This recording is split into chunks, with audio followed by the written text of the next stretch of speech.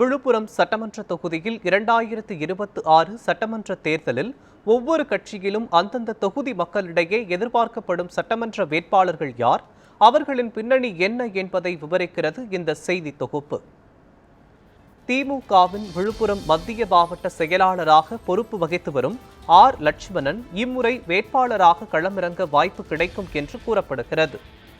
R. Janagaraj இவர் விழுப்புரம் மத்திய மாவட்ட பொருளாளராக பொறுப்பு வகித்து வருகிறார். 2 முறை விழுப்புரம் நகராட்சி தலைவராக இருந்தவர். இவருக்குத்தான் வாய்ப்பு கிடைக்கும் என அவரது ஆதரவாளர்கள் கூறுகின்றனர். அதிமுக சார்பில் விழுப்புரம் நகர்மன்ற உறுப்பினராக இருந்து வரும் வழக்கறிஞர் ராதிகாவிற்கு வாய்ப்பு கிடைக்கும் என பொதுமக்கள் தெரிவிக்கின்றனர். அதிமுக வழக்கறிஞர் அணியின் விழுப்புரம் சட்டமன்ற தொகுதி செயலாளராகவும் பொறுப்பு வகித்து வருகிறார். ஜி. சுரேஷ் பாபு இவர் அதிமுகவின் கோலியனூர் மேற்கு ஒன்றிய செயலாளராக பொறுப்பு வகித்து வருகிறார். இவரது மனைவி விஜயா சுரேஷ் பாபு கோலியனூர் ஒன்றிய பெருந்தலைவராக பணியாற்றியவர். ரா. பசுபதி இவர் விழுப்புரம் தெற்கு நகர செயலாளராக இருக்கிறார். கடந்த 2009ஆம் ஆண்டு பாமகவில் இருந்து விலகி அதிமுகவில் இணைந்து பயணித்து வருகிறார்.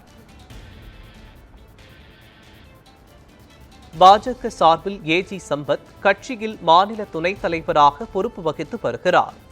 திராவிட முன்னேற்றக் கழகத்தின் வேளாண் துறை அமைச்சராக இருந்த கோவிந்தசுவாமியின் மூத்த மகன் இவர் என்பது குறிப்பிடத்தக்கது.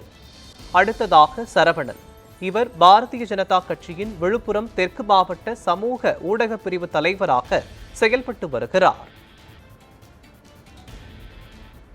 தமிழக வெற்றி கழகத்தின் என். மோகன் இவர் தமிழக வெற்றி கழகத்தின் மாவட்ட செயலாளராக பொறுப்பு வகித்து வருகிறார். விஜய் மக்கள் இயக்கமாக இருந்ததிலிருந்தே பயணித்து வருகிறார் என்பது குறிப்பிடத்தக்கது.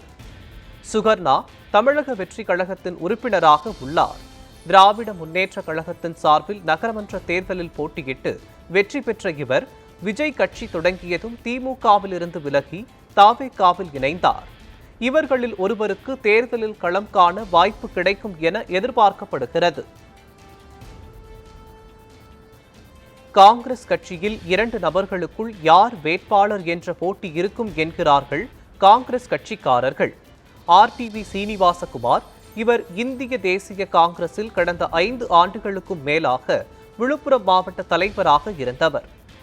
குலாம் மைதீன் இவர் இந்திய தேசிய காங்கிரசின் மாநில துணைத் தலைவராக இருக்கிறார். மயிலாடுதுறை சட்டமன்ற தொகுதியின் மேலிட பொறுப்பாளராகவும் செயல்பட்டு வருகிறார் என்பது குறிப்பிடத்தக்கது. நாம் தமிழர் கட்சியில் ஏற்கனவே மருத்துவர் அபிநயா வேட்பாளராக அறிவிக்கப்பட்டிருக்கிறார்.